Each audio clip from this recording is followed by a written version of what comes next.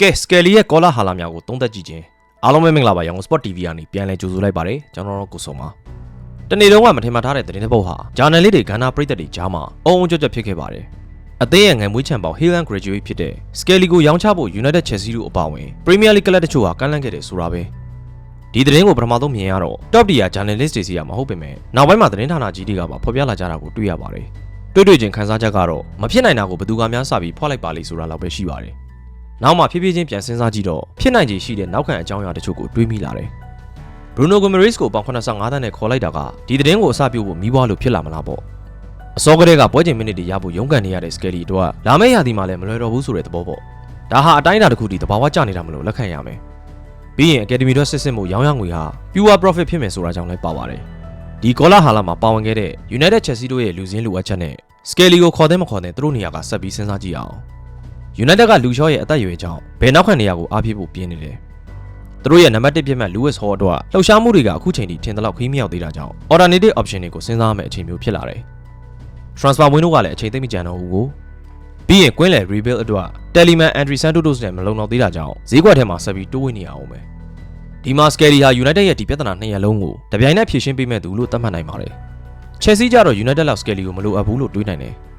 အမြဲတမ်းလိုအပ်နေတာထက်ပိုရှန်နေတဲ့သူတို့ရဲ့လူစင်းမှာနေရာလို့ရှိဖို့ဆိုတာအတော်လေးခက်ပါတယ်။အခုဆိုရင်ကွင်းလယ်မှာ Caicedo, Enzo Fernandez, Latvia Henderson, Valentin Marco Isugo တို့ရှိနေတယ်။ Reece James ကလည်းလိုအပ်ရင်ဝင်ကစားမယ်။ဆိုတော့ဘယ်နောက်ခံလူနေရာအတွက် Cucurella ထွက်သွားပေမဲ့ Serie A ကျဲပွဲ Marco Palestra ကိုပြန်ခေါ်ထားတယ်။ Vallecano ရဲ့ Chavaria နဲ့လည်းသဘောတူညီမှုရတော့မယ်။ Jorel Hato လည်းဒီနေရာမှာကစားနိုင်မယ်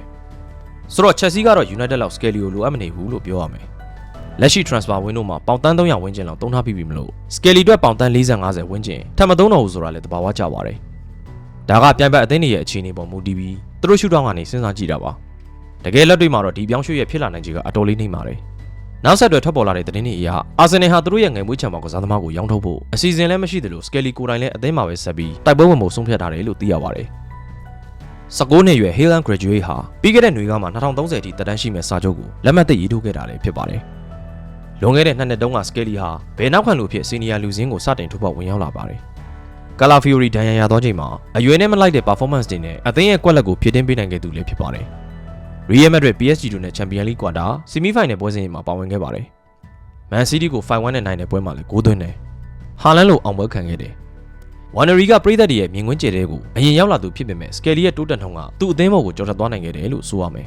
။အဲ့ဒီရာသီမှာပြိုင်ပွဲစုံ39ပွဲကစားခဲ့တယ်။နွေရာသီမှာလည်းစာချုပ်သစ်ချုပ်ဆိုခဲ့တယ်။2025-26မှာတော့ Skelly ဟာပွဲချိန်မိနစ်တွေအတွက်ခက်ခက်ခဲရုန်းကန်ခဲ့ရပါတယ်။ Zubimandi Ingabi တို့ရောက်ရှိလာခြင်းက Skelly ကျွမ်းကျင်တဲ့ position နှစ်ခုစလုံးအတွက် packing order ကိုပြောင်းလဲပစ်လိုက်တယ်။ Thomas Tuchel ကကဘာလာအပိသက်လူစင်းမှာပါဝင်ခြင်းနဲ့ဆိုရင် Skelly အနေနဲ့ပုံမှန်ကစားခွင့်ရဖို့လိုအပ်မယ်လို့တတိပေးတဲ့အထိပါပဲ။ရာသီနောက်မှရောက်မှ Skelly ပုံမှန်ပွဲထွက်ခွင့်ကိုပြင်ရလာတယ်။မေလာတဲ့ဖူဟန်ကို3ခုပြတ်နိုင်တဲ့ပွဲမှာကွင်းလယ်ကနေပွဲထွက်ကစားတယ်။ Zubimandi ပွဲပတ်မှုတန်ခန်းစားလာရတဲ့ရာသီနောက်ပိုင်းအဆုံးဖြတ်ပွဲစဉ်တွေမှာ Skelly ကအဓိကပွဲထွက်သူဖြစ်လာခဲ့ပြန်တယ်။ Premier League စူဖလားတွေအတွက်တိုက်ပွဲတွေကနေ Champions League Final အထိ Skelly ကကျေနပ်စရာ performance တွေကိုဇက်တိုက်ခင်းကျင်းသွားခဲ့ပါတယ်။ဒီနေ့မှာရာသီကြိုလေ့ကျင့်ရေးအစီအစဉ်တွေကိုအစောဆုံးပူးပေါင်းနိုင်သူတွေတယောက်ဖြစ်ပြီးခြေစမ်းပွဲတွေမှာဇက်တိုက်ပွဲထွက်ကစားနေပါတယ်။ဒီလိုဆိုပေမဲ့ရာသီသစ်မှာပွဲချိန်မိနစ်အလုံးလောက်ရမယ်ဆိုတဲ့အာမခံချက်မျိုးအသင်းဘက်ကမပေးနိုင်သေးတာကတော့နှမျောစရာပဲ။အခုဆိုရင် Bruno Guimaraes ရောက်လာပြီမလို့ကွင်းလယ်မှာအပြိုင်ဆိုင်ကပိုများသွားပြီ။ဘယ်နောက်ခံနေရာထက်ကွင်းလယ်မှာကစားရတာသူ့ပိုသဘောကျမယ်လို့မြင်မိပါတယ်။ဒီအချိန်ဒီမှာအခုလိုသတင်းတွေထွက်လာတာတိတ်အံ့ဩစရာတော့မရှိပါဘူး။ဒီလိုသတင်းတွေဖြစ်လာရတဲ့အကြောင်းရင်းနဲ့အသင်းရဲ့ကစားသမားရောင်းချမှုပိုင်းအားနည်းချက်ကိုတွေ့ရမယ်။ Man City, Chelsea တို့နဲ့ရှင်အသင်းဟာဒီဘက်မှာအတော်လေးအားနည်းပါတယ်။ကလပ်စံချိန်တွေရောင်းချမှုဟာ2019တုန်းကချိန်မှလည်းဖြစ်နေတုံးပဲ။ဒီနေ့မှာ Trossard ကိုပေါင်18တန်း၊နော်ဂတ်ကိုပေါင်9တန်းနဲ့ရောင်းထားပေမဲ့ဂျေဇုနယ်ဆင် Fabio Vieira တို့ကိုရောင်းဖို့ကခက်နေတုံးပဲ။ဒီတော့အပြောင်းရွှေ့အသုံးစရိတ်အတွက်ငွေပြန်ဖော်ဖို့စီမံရမယ်။ Martinelli, Wannery တို့ကတင့်တော်တဲ့ assets တွေဖြစ်မယ်။ Wannery ကိုလည်း Academy ကထွက်တဲ့ကလေးမလို့ Skelly ထက်မလျော့တဲ့တန်ရောစင်မျိုးပြည်သက်တွေမှာရှိကြပေမဲ့သူ့အတွက်ပွဲချိန်မိနစ်တွေက Skelly ထက်တောင်ပိုခက်ခဲနေအောင်မှထင်တယ်။ဇန်နဝါရီတုန်းက Chelsea နဲ့သတင်းတွေလည်းထွက်ခဲ့ပူပါတယ်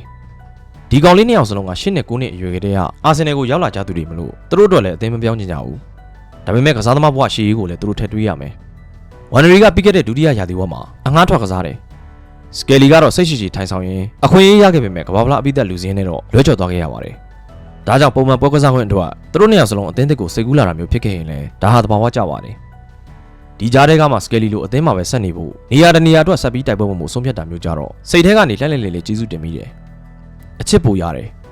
အနာဂတ်မှာအမ်ရိတ်အိမ်မက်ကိုဆက်လက်ချေမှုန်းနိုင်မှုရသူတို့အတွက်အခွင့်အရေးတွေဆိုက်ဆိုက်မြက်မြက်ကြောက်ရွံ့လာပါစေလို့ကိုစုတောင်းနေမိပါတယ်အားလုံးပဲကျေးဇူးတင်ပါတယ်နောက်ပြီးမှပြန်တွေ့ပါမယ်